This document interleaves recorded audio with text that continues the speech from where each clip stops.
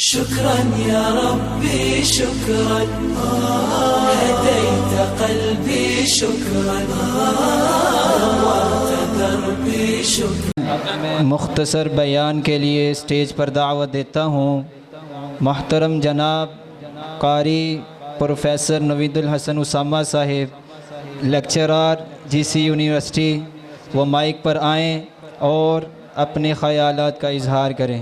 الحمدللہ وکفا وسلام علی عبادہ الذین اصطفیٰ اما بعد فاعوذ باللہ من الشیطان الرجیم بسم اللہ الرحمن الرحیم الرحمن علم القرآن وقال النبی صلی اللہ علیہ وسلم انما بعثت معلما وقال الشاعر الشرق.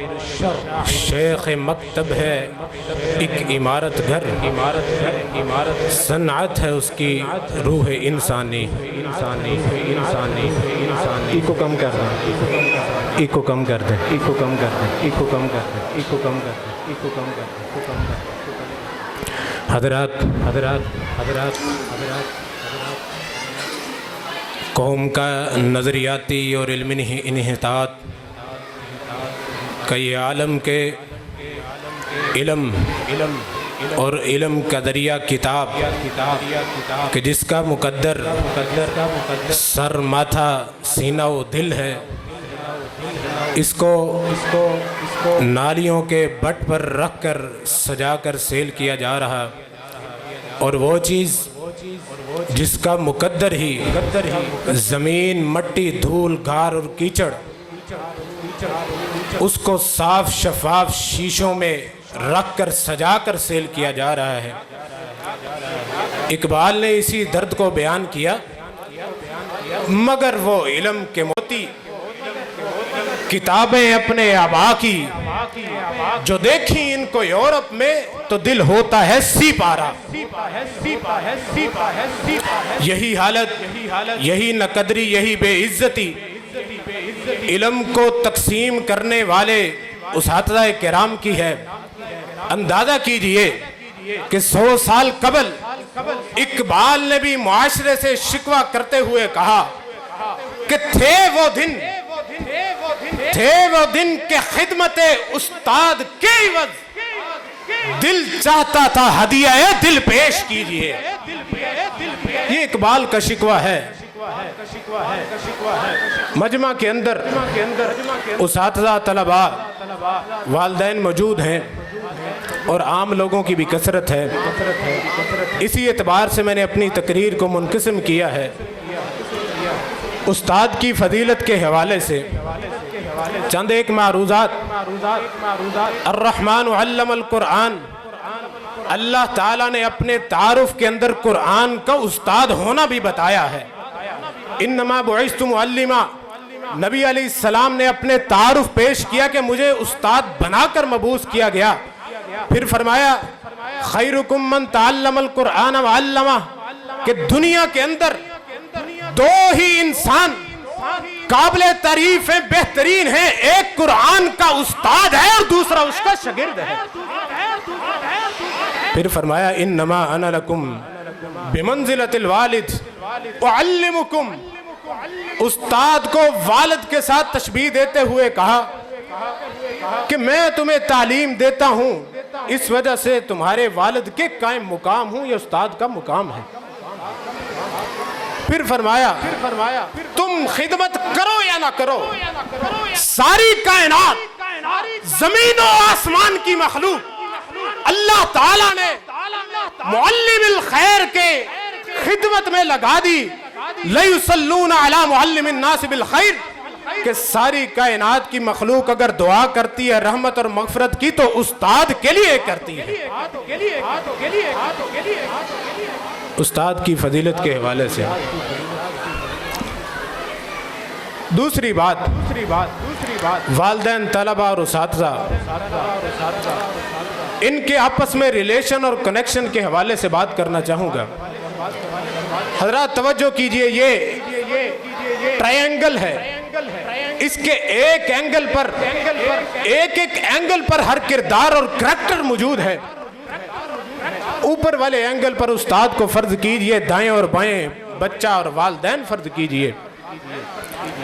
اس اینگل کو، تکون کو مضبوط بنانے کے لیے 3 قسم کے اقدامات اٹھانے ہوں گے۔ انٹریکشن ہے، کنیکشن ہے، اور اس کے بعد ریلیشن ہے کہ بچہ اپنے والد کا ہاتھ تھام کر استاد کی خدمت میں پہنچتا ہے۔ فرسٹ انٹریکشن ہے، پہلی ملاقات ہے۔ اس کے بعد اگر کنیکشن، رابطہ قائم رہتا ہے تو ریلیشن کا ذریعہ بنتا ہے، تو بامراد بچہ ہوتا ہے، بامقصد ہوتا ہے۔ اس کی تعلیم، اس کا علم مضبوط ہوتا ہے اس وجہ سے۔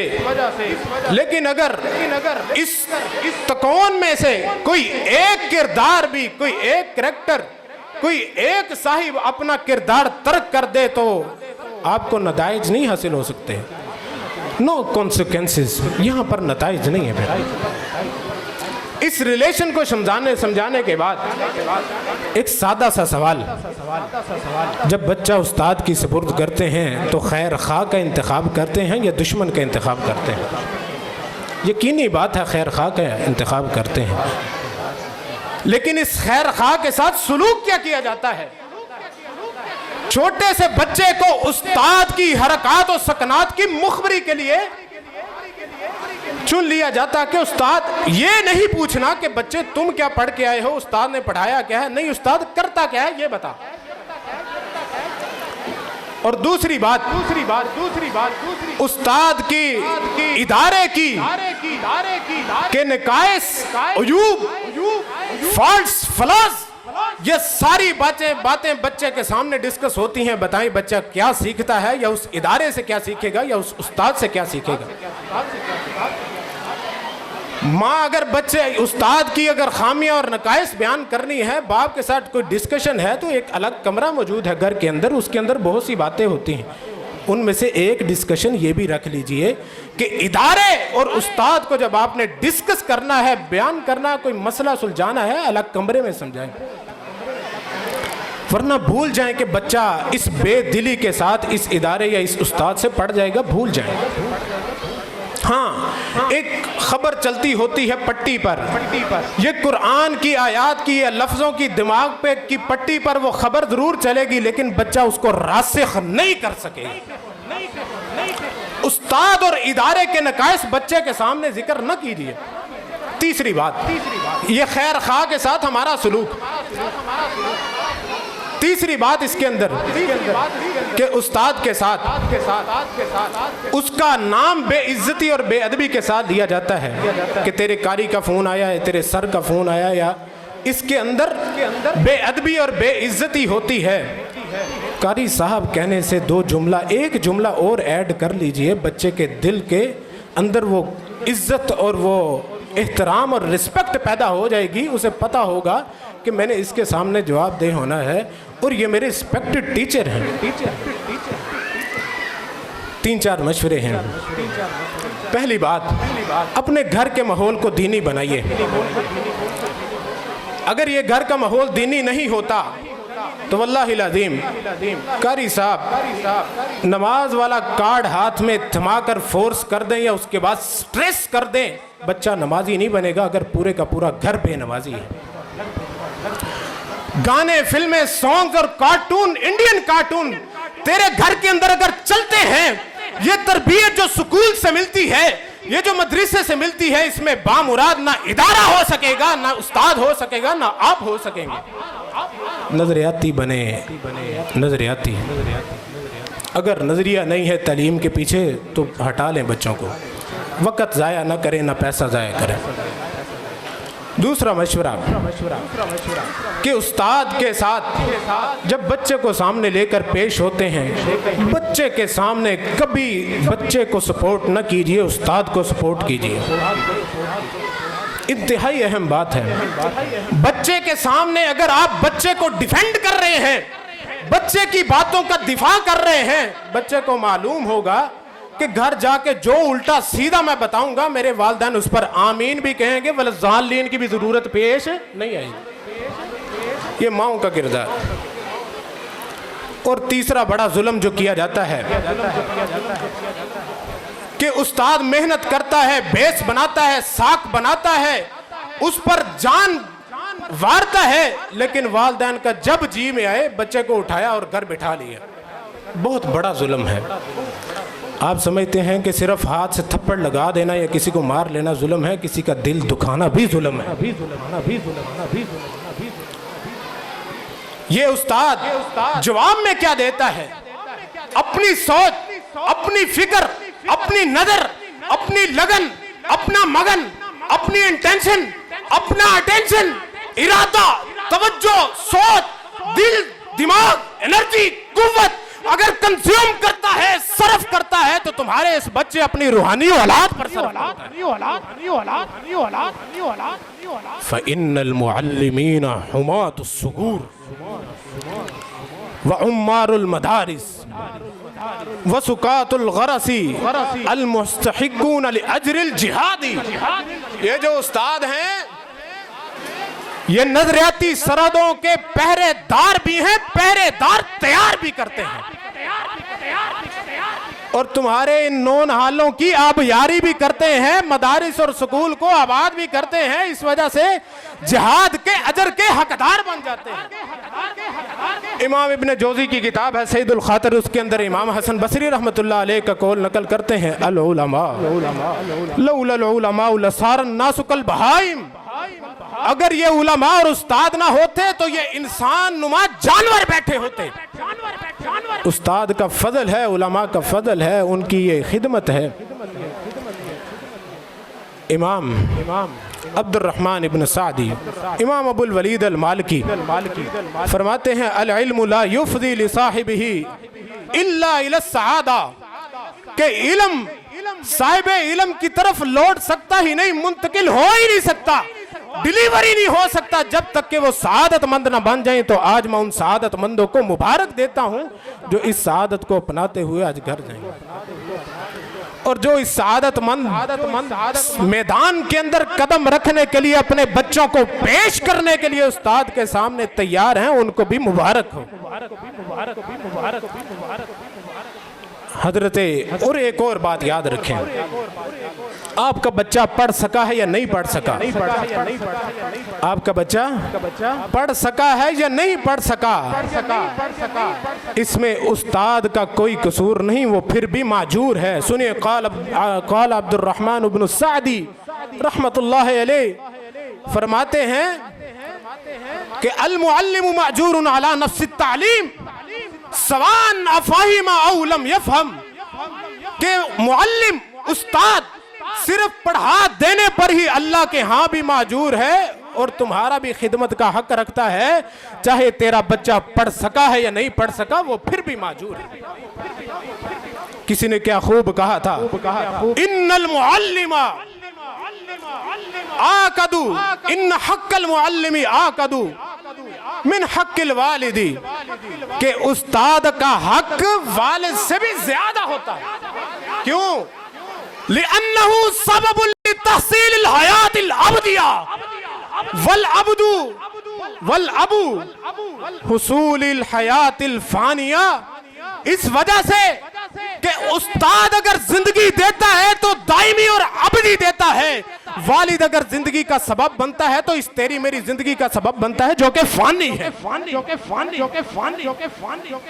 اور یہی بات قال الشاعر العربی، امام ماوردی نے اپنی کتاب ادب الدین والدنیا کے اندر نقل کیا: من علم الناس کان خیر ابن،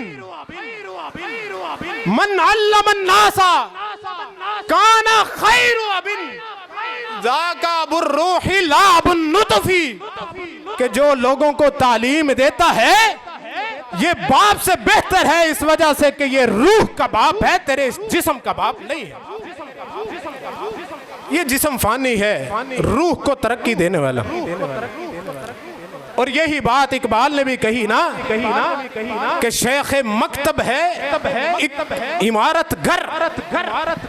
مکتب کا استاد ایک عمارت گھر ہے، لیکن اس کی صنعت ہے روح انسانی. انسان کی روح کو تیار کرتا ہے استاد. عام لوگ بھی موجود ہیں. صرف ایک نصیحت: کن عالما او متعلما او مستمعا او محبا ولا تکن الخامس فتہلک، کہ عام لوگوں عوام الناس سے خطاب یہ یا عالم بن جاؤ، استاد بن جاؤ، یہ بس میں نہیں ہے، شاگرد بن جاؤ۔ اس کے لیے بھی تیار نہیں ہو اپنے کاروباری مصروفیت کی وجہ سے، کوئی اور وجہ سے، مستمعان استماع کرنے والے، سننے والے بن جاؤ، او محبن یا محبت کرنے والے بن جاؤ۔ ولا تکن الخامس، پانچواں نہ بنی، استاد بن یا شاگرد بن، یا سننے والا بن یا محبت کرنے والا بن، پانچواں نہ بنی، ہلاک ہو جائے گا، تباہ و برباد ہو جائے گا۔ یہ یاد کر لیں۔ اور طلبہ کے لیے ایک بات کہنا چاہوں گا، حضرت امام شافعی رحمۃ اللہ علیہ اپنے شعر کے اندر فرماتے ہیں من لم یذق مر التعلم ساعتا، من لم یذق مر التعلم ساعتا تضرع ذل الجہل طول حیاتہ، کہ جس شخص نے، جس طالب علم نے ایک گھڑی، دو گھڑی، ایک وقت، دو وقت کے لیے عمر کا ایک حصہ اگر اس کی مشکلات برداشت نہ کی طلب علم کی، تو یاد کر لو ساری زندگی جہالت کی ذلت کے اندر پڑے رہو گے، لڑتے رہو گے، مرتے رہو گے، کوئی ادب والی اور احترام والی زندگی نصیب نہیں ہو۔ اور آخری بات طلباء کے لیے، حضرت امام شافعی رحمۃ اللہ علیہ کا ہی شعر ہے، فرماتے ہیں کہ اگر مار کا ڈر ہے نا، مار کا، حضرت امام شافعی رحمۃ اللہ علیہ فرماتے ہیں لا تحزن علی الصبیان ان ضربوا، ماؤں کو بھی کہنا چاہتا ہوں، پیرنٹس، والدین، ان کو بتانا چاہتا ہوں لا تحزن علی الصبیان ان ضربوا فالضرب یبرأ ویبقى العلم والادب، کہ اگر مار پڑ جائے، اگر کبھی سزا مل جائے تو پریشان نہ ہوا کرو، غم نہ کرو، کیونکہ یہ جو مار ہے فالضرب یبرأ ویبقى العلم والادب، کہ یہ ضرب اور مار کے نشان مٹ جائیں گے، علم و ادب باقی رہ جائے گا۔ وآخر دعوانا شكرا يا ربي شكرا، هديت قلبي شكرا، نورت دربي شكرا.